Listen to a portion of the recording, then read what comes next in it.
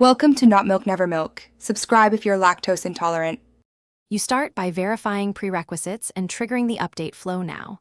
Make sure your machine meets Build 26 minimums, enroll in the beta program, and enable required experimental flags.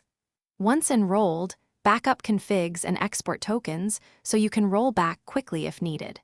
Then initiate the staged download.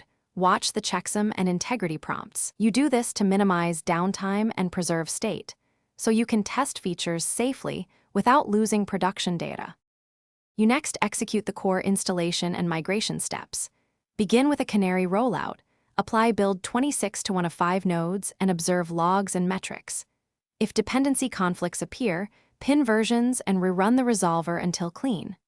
Once packages install, run database and schema migrations while validating API contracts. Use feature flags to gate behavior. Make sure to run smoke tests and synthetic transactions after each step, so you catch regressions early and keep user impact minimal. You finish by promoting the update and validating system health. After a stable Canary period, increase traffic gradually, monitor telemetry, and collect user feedback to confirm behavior. If issues surface, revert quickly using your exported backup, restore snapshot, clear caches, and rerun migrations in dry run mode before retrying. One key troubleshooting tip: if state mismatches occur, isolate the failed node, reproduce locally with captured logs, and patch migrations. This prevents cascading.